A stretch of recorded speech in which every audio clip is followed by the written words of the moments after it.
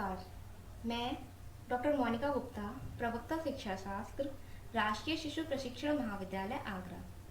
आज आपको कक्षा शिक्षण में दीक्षा ऐप का प्रयोग कैसे किया जाए इसके बारे में बताऊंगी।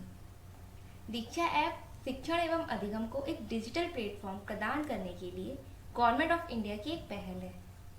कक्षा शिक्षण को रुचिकर, प्रभावशाली और संवर्धित बनाने के लिए हम कक्षा शिक्षण में दीक्षा ऐप का प्रयोग कर सकते हैं। कक्षा शिक्षण में दीक्षा ऐप का प्रयोग करने से पहले हम दीक्षा ऐप के बारे में जान लेते हैं। दीक्षा ऐप मानव संसाधन विकास मंत्रालय ने NCERT के साथ मिलकर दीक्षा ऐप शुरू किया है। इसका पूरा नाम digital infrastructure for knowledge sharing है। इस ऐप में कक्षा 1 से लेकर 12 तक के विद्यालयों के शिक्षकों और विद्यार्थियों के लिए उनके विषयों से संबंधित अध्ययन सामग्री तथा उनके उन्नयन से संबंधित अतिरिक्त सामग्री डिजिटल रूप में उपलब्ध, जिसको हम जब चाहें एक्सेस कर सकते हैं और उसको शेयर भी कर सकते हैं। इसके तहत शिक्षकों के लिए विभिन्न प्रशिक्षण मॉड्यूल भी उपलब्ध कराए गए हैं, जिससे शिक्षकों की क्षमता संवर्धन के लिए डिजिटल प्रशिक्षण प्रदान करने की पहल की जा रही है।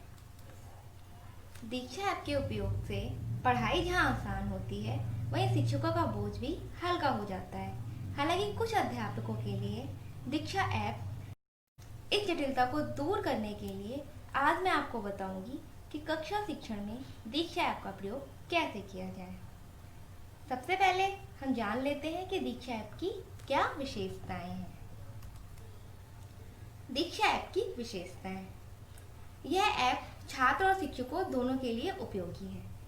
इस ऐप पर कक्षा 1 से लेकर कक्षा 12 तक के विषयों की अध्ययन सामग्री डिजिटल रूप में उपलब्ध है। इस ऐप पर सभी बोर्ड की अध्ययन सामग्री उपलब्ध है। इस ऐप पर भारत की अलग अलग भाषाओं में अध्ययन सामग्री उपलब्ध है। इस ऐप पर अध्ययन सामग्री को खोजा भी जा सकता है। इस ऐप पर QR कोड के माध्यम से भी अध्ययन सामग्री को सीधे प्राप्त किया जा सकता है। इस ऐप पर अध्ययन सामग्री वीडियो, PDF और अन्य फॉर्मेट में उपलब्ध है। इस ऐप पर आप अध्ययन सामग्री को डाउनलोड कर ऑफलाइन भी पढ़ सकते हैं। इस ऐप पर अध्ययन सामग्री को अपने दोस्तों के साथ शेयर भी कर सकते हैं। इस पर रजिस्ट्रेशन भी कर सकते हैं तथा रजिस्ट्रेशन के बिना भी इसका प्रयोग कर सकते हैं। इस ऐप पर शिक्षकों के कौशल विकास के लिए विभिन्न ट्रेनिंग कोर्स उपलब्ध हैं, जिनको करके सर्टिफिकेट भी प्राप्त कर सकते हैं। इस ऐप पर ट्रेनिंग करने के लिए आपको रजिस्टर्ड होना अनिवार्य है तथा यदि आप ऐप पर रजिस्ट्रेशन करते हैं तो इस ऐप के समस्त फीचर का प्रयोग कर सकते हैं। अब हम जानेंगे कि दीक्षा ऐप का प्रयोग कक्षा शिक्षण में कैसे करें। दीक्षा ऐप का प्रयोग कैसे करें? सबसे पहले हम प्ले स्टोर से ऐप इंस्टॉल करेंगे। जैसे हमने दीक्षा टाइप किया सर्च बार में जाके,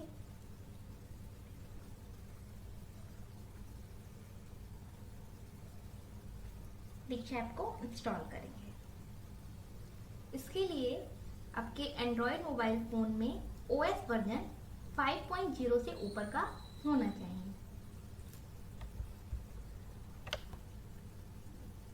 ऐप इंस्टॉल करने के बाद हम ऐप को ओपन करेंगे।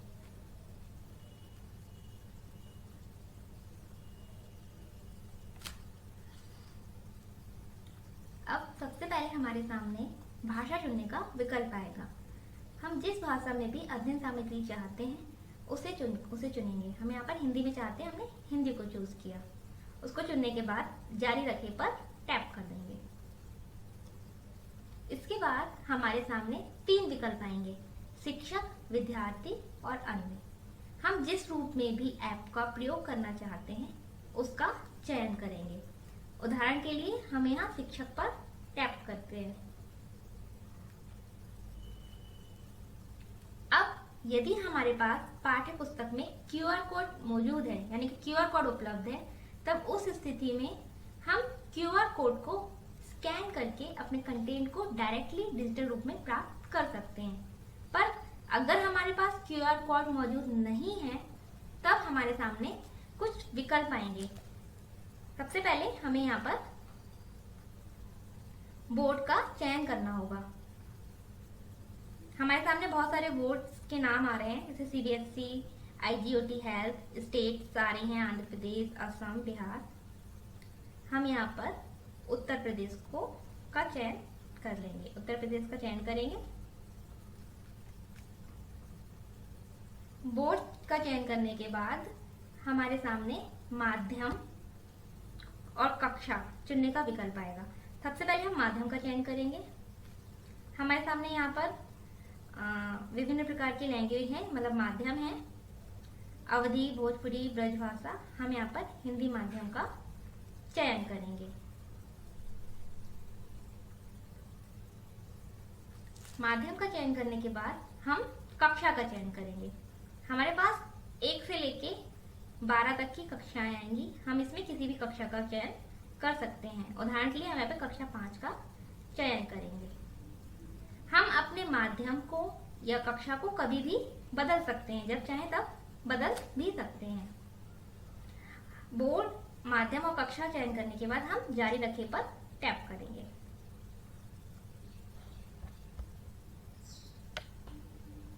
अब हमारे सामने स्क्रीन खुलेगी जिस पर ऑप्शन आएगा चूज ए टेक्स्ट बुक। हम चूज ए टेक्स्ट बुक पे भी टैप कर सकते हैं या फिर यहाँ पर जो क्रॉस बटन है उस पर भी टैप कर सकते हैं। अब हमें अपना मुख्य पृष्ठ दिखाई देगा। मुख्य पृष्ठ पर हमें मेन मुख्य रूप से 3 फीचर्स दिखाई देंगे। सबसे पहला हमें मीडियम दिखाई देगा, दूसरा कक्षाएं 1 से लेकर 12 तक की कक्षाएं हैं यहाँ पे, और तीसरे पे हमारे सामने पाठ्य पुस्तकें आएंगी। मुख्य पृष्ठ पर हमें QR कोड का ऑप्शन दिखाई देता है।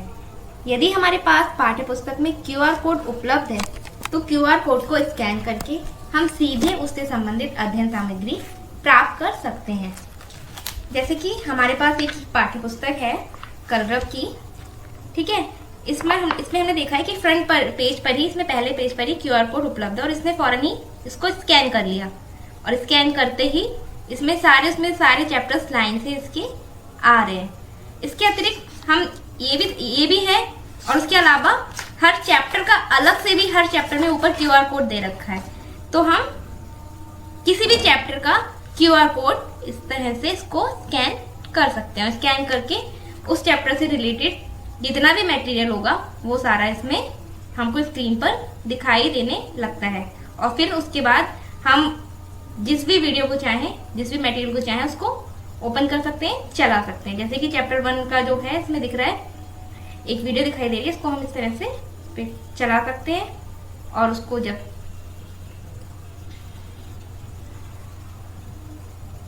इस तरह से ये वीडियो इसमें दिखाई दे रही है।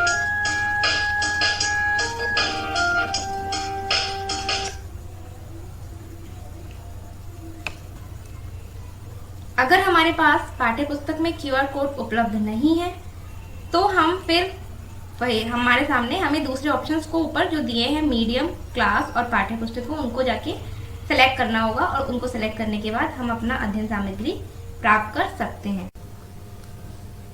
हम मीडियम फीचर से कभी भी मीडियम को बदल सकते हैं और इसी प्रकार अपनी कक्षाओं को भी कभी भी किसी भी कक्षा को बदल सकते हैं। मीडियम और कक्षा का चयन करने के बाद हमारे सामने उससे संबंधित विभिन्न प्रकार की पाठ्य पुस्तकें दिखाई देती हैं स्क्रीन पर, और पाठ्य पुस्तकों के साथ हमें विभिन्न टीचर्स टूल किट वीडियोस भी दिखाई देती हैं। अब हमें जो भी विषय पढ़ना या पढ़ाना है उस विषय को सेलेक्ट करेंगे। उदाहरण के लिए हम यहाँ पर कक्षा 5 का हमारा परिवेश विषय को पढ़ाना है, तो उस विषय पर टैप करने के पश्चात हमें उससे संबंधित विभिन्न प्रकार के टॉपिक जो उसकी पाठ्य पुस्तक में मौजूद हैं वो सारे हमें स्क्रीन पर दिखाई देंगे। अब हमें जिस भी टॉपिक से संबंधित अध्ययन सामग्री चाहिए उस टॉपिक को हम चयन करेंगे। उदाहरण के लिए हम यहाँ पर चैप्टर का चयन करते हैं जंगल और जनजीवन। अब जो टॉपिक हमने चयन किया है उससे संबंधित विभिन्न प्रकार की जो अध्ययन सामग्री हैं वो हमें किस किस रूप में उपलब्ध हैं वो सभी हमें दिखाई देती हैं, वीडियोस, आलेख और इंटरेक्टिव वीडियोस। हम देखते हैं कि हमारे चैप्टर से संबंधित कौन कौन से वीडियोस हमारे पास उपलब्ध हैं। तो इस चैप्टर से संबंधित 3 वीडियो हमें स्क्रीन पर दिखाई दे रहे हैं। हम उस वीडियो को जब भी चाहें चलाकर देख सकते हैं और बच्चों को दिखा सकते हैं।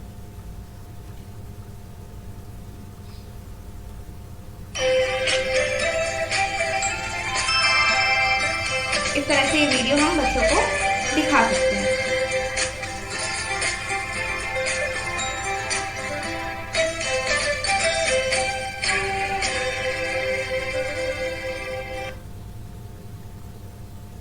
उस वीडियो को हम डाउनलोड ऑप्शन से डाउनलोड भी कर सकते हैं और शेयर ऑप्शन से शेयर भी कर सकते हैं। ठीक है, इस तरह से डाउनलोड ऑप्शन से डाउनलोड और शेयर ऑप्शन से शेयर कर सकते हैं। अब हम देखते हैं कि उस चैप्टर से संबंधित कौन कौन से आलेख हमारे पास उपलब्ध हैं। फिलहाल उस टॉपिक से संबंधित कोई आलेख हमारे पास उपलब्ध नहीं है। कौन कौन से इंटरेक्टिव वीडियोस उपलब्ध हैं, तो हमने जिस चैप्टर का चयन किया था उससे संबंधित एक इंटरेक्टिव वीडियो हमें दिखाई दे रही है। उस वीडियो को हम चला सकते हैं, जो उसमें हमको मैच करना है। हमारे पास 4 वर्ड्स हैं, उनके सामने उनका सही मिलान करना है। जब हम उसको सही मिलान कर देंगे, जैसे कि वन संरक्षण, यहाँ पर चिपको आंदोलन सुंदरलाल बहुगुणा, वन महोत्सव सबसे पहले के.एम. मुंशी ने किया था, और मैती आंदोलन हमारा गढ़वाल का आंदोलन है, हमको पता है।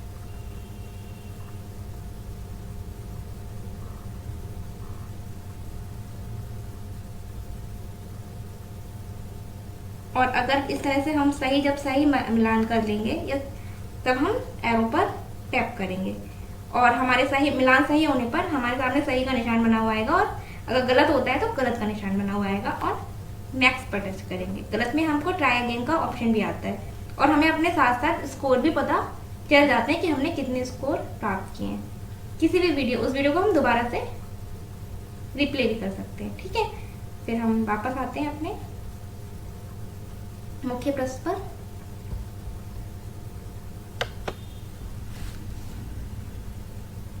हम देखते हैं कि हमारे पास विभिन्न पाठ्य पुस्तकों के अतिरिक्त अध्ययन सामग्री भी उपलब्ध है। जैसे कि यहाँ पर हम देख रहे हैं टीचर्स टूल किट वीडियोस हैं।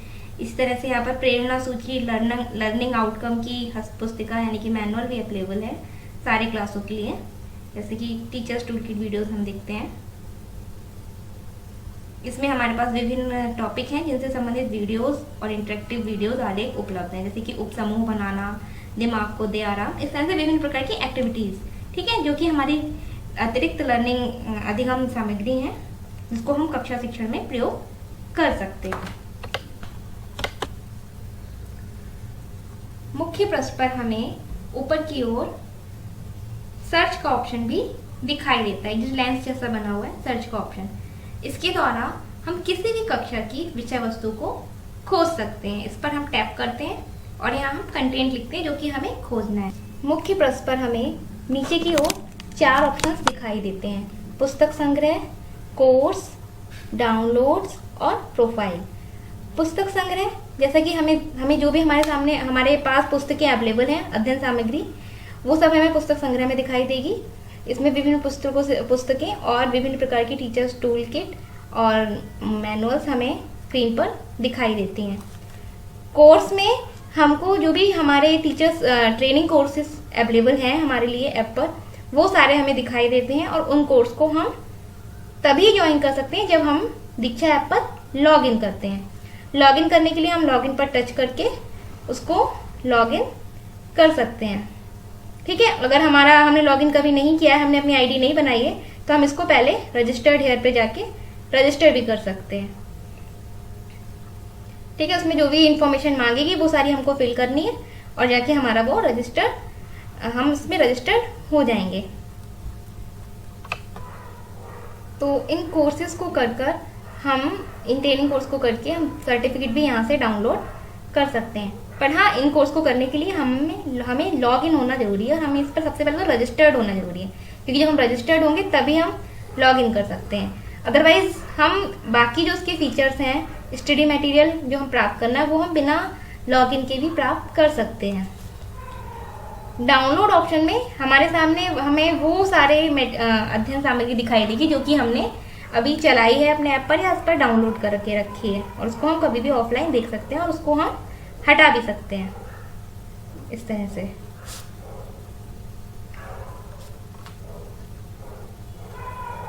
प्रोफाइल ऑप्शन में हमें हमारी प्रोफाइल दिखाई देगी कि हम किस तरह से इस ऐप को यूज़ कर रहे हैं। जैसे कि हम यहाँ पर गेस्ट के रूप में यूज़ कर रहे हैं तो गेस्ट 1 लिखा है, शिक्षक के रूप में यूज़ कर रहे हैं, हमारा पूरा प्रोफाइल हमने जो जो चूज़ किया था, हमने कौन सा स्टेट का चयन किया था, हमने कौन सा माध्यम चयन किया था, वो सारा हमें इस पर दिखाई दे रहा है।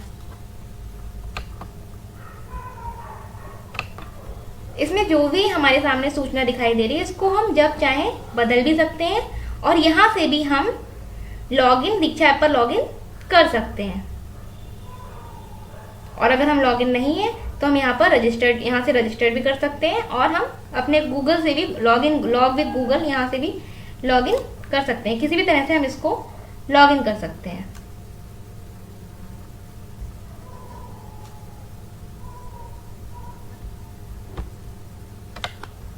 जैसे कि मैंने यहाँ पर अपने गूगल अकाउंट से लॉगिन किया है तो उस पर हम टच करके या क्लिक करके लॉगिन कर सकते हैं।